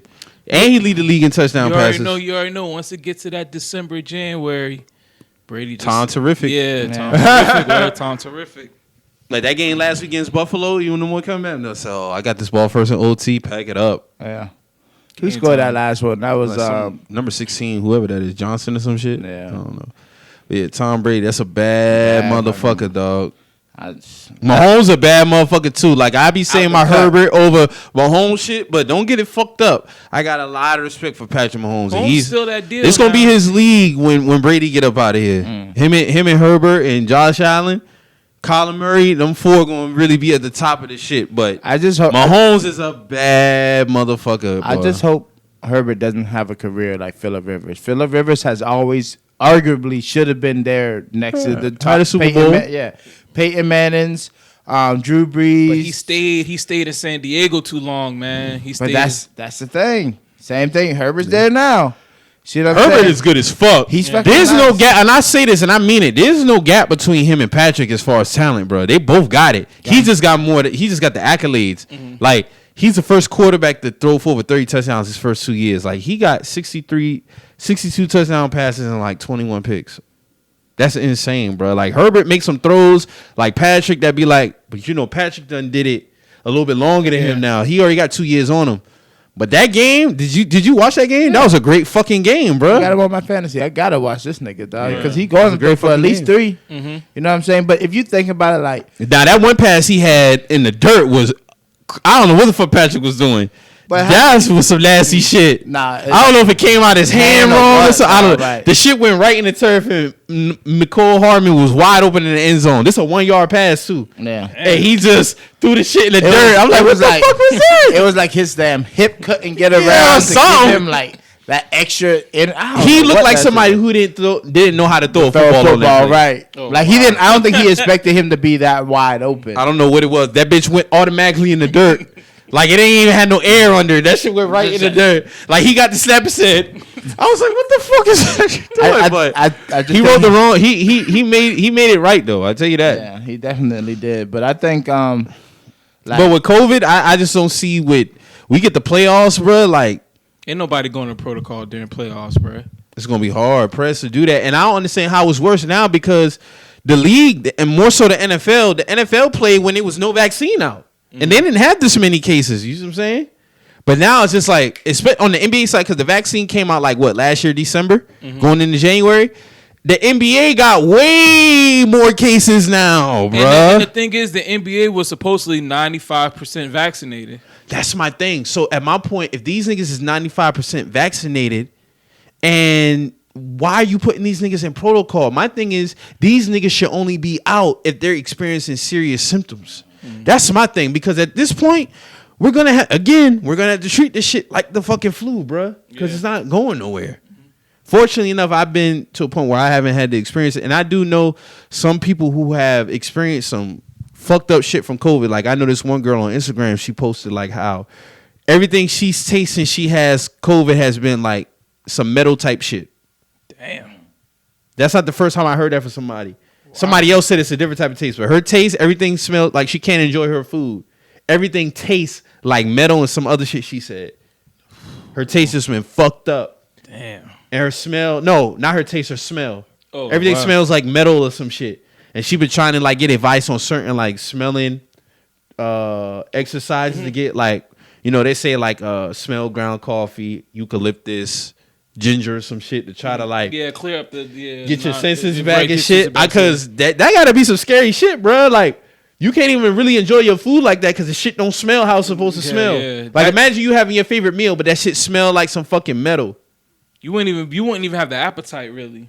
You wouldn't be able to enjoy it. Your appetite would kind of. You would just have to eat just to be full, just to have something in you. Have something in you. Damn, that sucks. So bro. I know COVID has certain side effects. I'm not putting that, but it's just like how we're gonna continue to do life like this because y'all had no problem continuing the world when money was affected. You see what I'm saying? Yeah. But now it's to the point like, okay, now you want to like people talking about another lockdown. And tell you what, that ain't happening. They're about to say we not getting another lockdown. People keep screaming. Now that Canada, shit. this is why I salute Canada. Canada don't play with they shit. Like even if you an NBA player, you can't even come to Toronto if you're not vaccinated. And they just dropped the capacity of the games to 50%. Like they don't play because remember they didn't even lift they lockdown ban before the U.S. Until after the U.S. did. Yeah, like Toronto, because the Raptors had to play in Florida. Canada just handles shit way different than the United States. We messy. It's not. It's like we messy, and then it's for us. It is very obvious. All we care about is the dollar. Mm-hmm. Like it is very obvious. Like other countries, it seems like they care about their society. They care about their people. Even if you want to go to shit like shorter work weeks, like whatever the case may be, it just seems like in America, it's going to be known. It's going to be shown that all we care about is making money. Mm-hmm. We really don't give a fuck.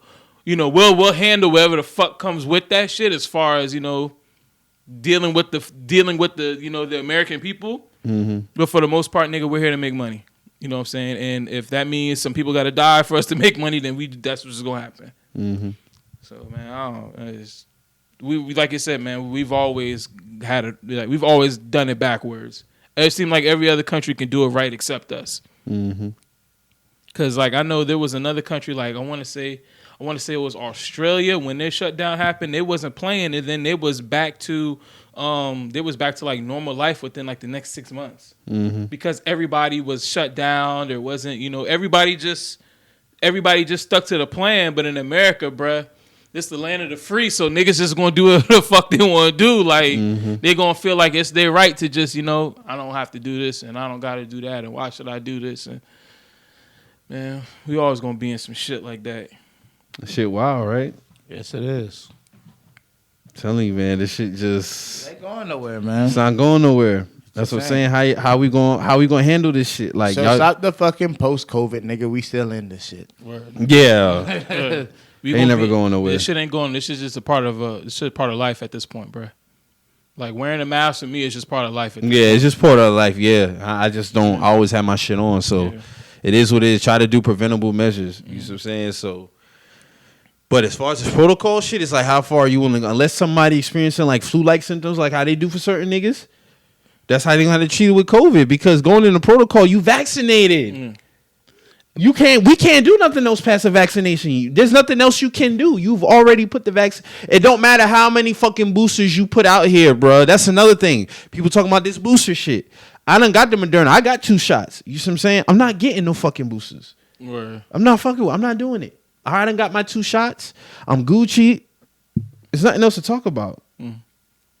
So I look at it. Hey, man, I feel you. I feel you, man. Because if I had that shit, I wouldn't be trying to keep getting, booster shots over and over again, too. That defeats the purpose. Just keep smoking your weed. Yeah, man. Like, niggas ain't fucking with that shit. Orange juice, man. Drink Cushion orange juice. For real. Wiz Khalifa gave us the recipe. Yeah.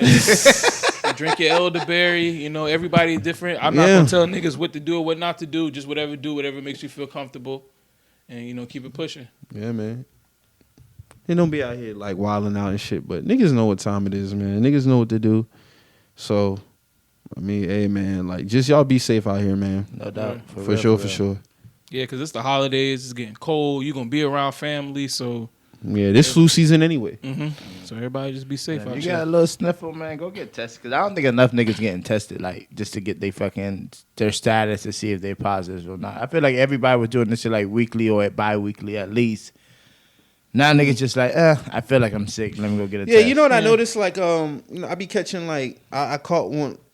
And I know my colds from my body. Yeah. So I know if I'm experiencing, like, a full-blown... If I feel some shit going on, I attack it early. Yeah. Just so I don't really get the full-blown shit. Like, before I got my wisdom teeth pulled out, my luck, I started having, like, little cold, like, little... I didn't really have a full-blown sore throat, but, the sniffles. And then, okay, after that, you get the stuffy nose. Yeah. Or then, okay, after that, you just get the phlegm and a little cough. But it's like, before I knew what the extreme cough would be... the extreme cold symptoms for my body would be like. And it's like...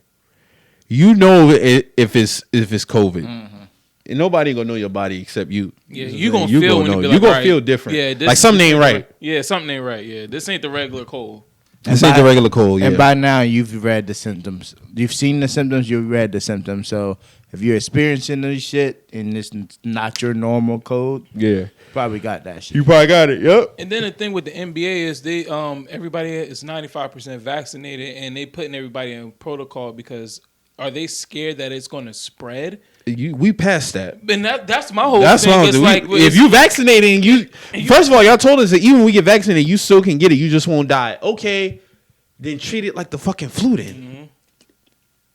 Treat it like the flu. The flu kills people. Mm-hmm. People get the flu shot so they don't get the bitch. That don't mean they still ain't gonna get it.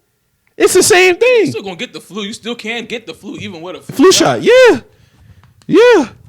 So even with this COVID shit, man, like I don't know, man. This shit just whack. Yeah, that shit's crazy. That shit's fucking up the sports, man. Like, but like you said, bro, when Christmas come around for NBA, please believe LeBron James will be out there, Kevin Durant will be out there, Steph Curry will be out there. There's not gonna be no fucking protocols around that time, bro.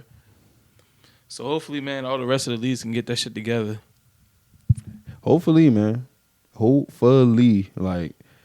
The shit just. Man, speaking on NBA, man, I just want to talk about my team one time real quick. Like, go ahead, get your shit off, man.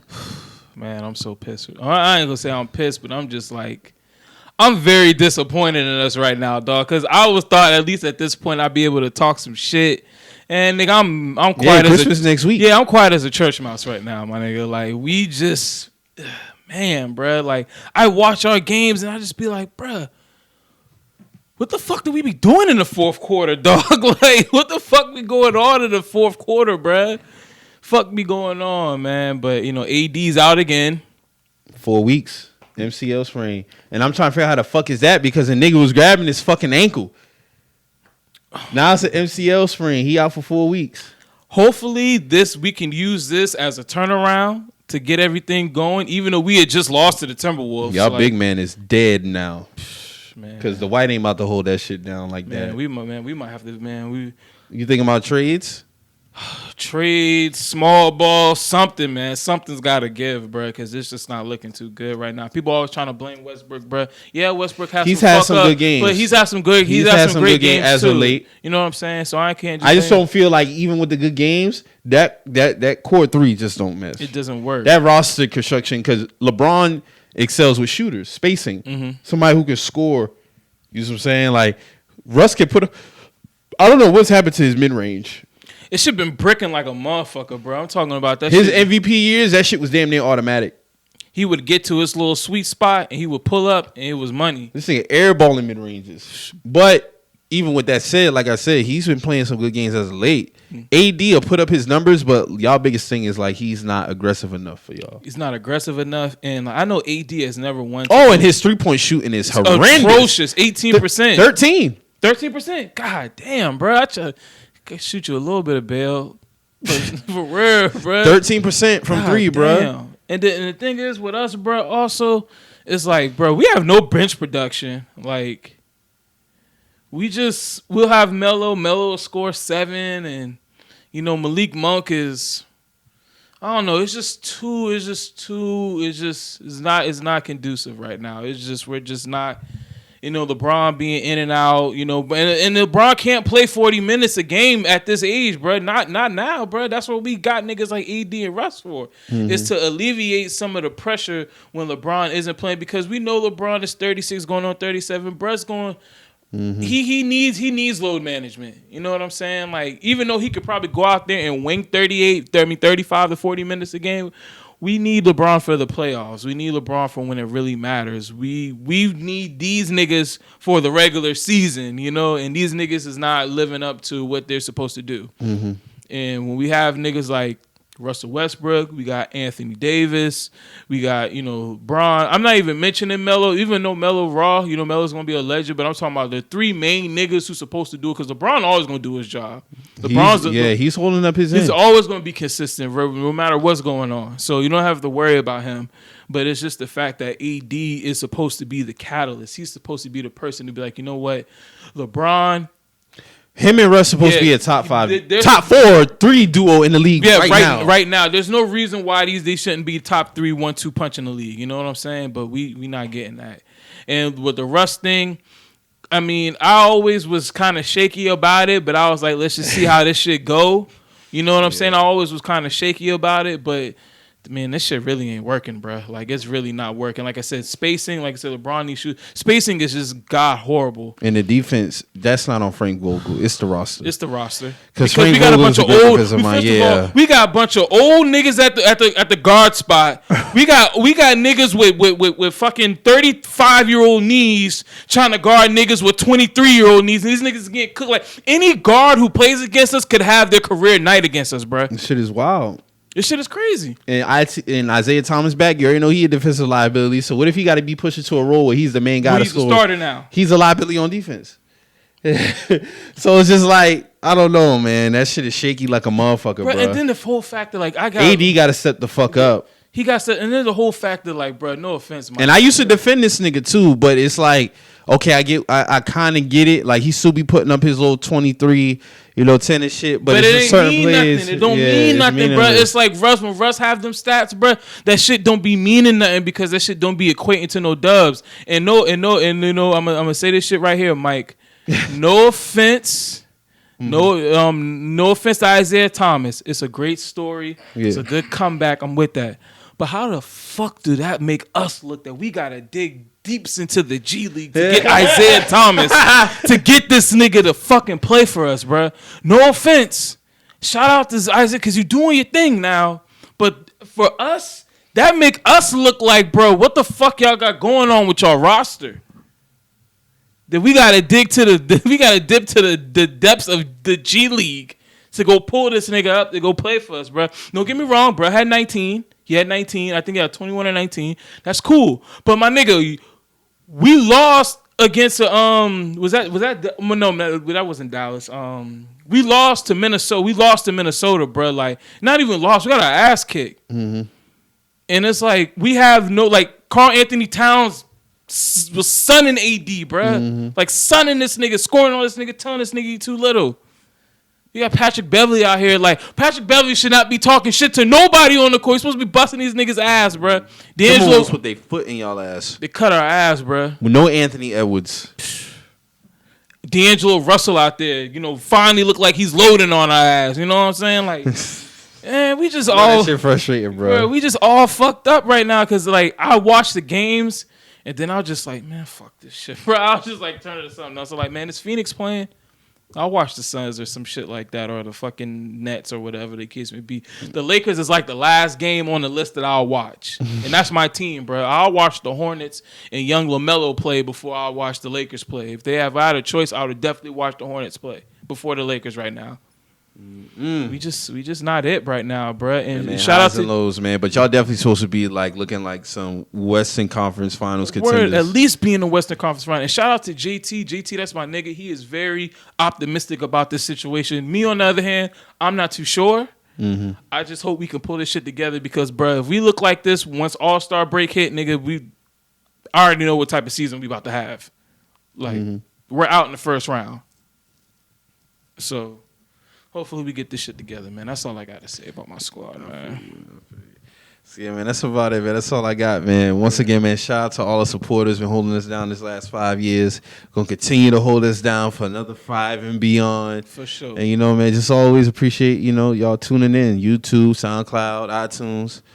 Always, man. I definitely appreciate y'all, man. So, like we always say, man, if you hear anything in this episode, get you in your feelings, you feel some type of way, always remember, we're just some messengers. We out. For sure.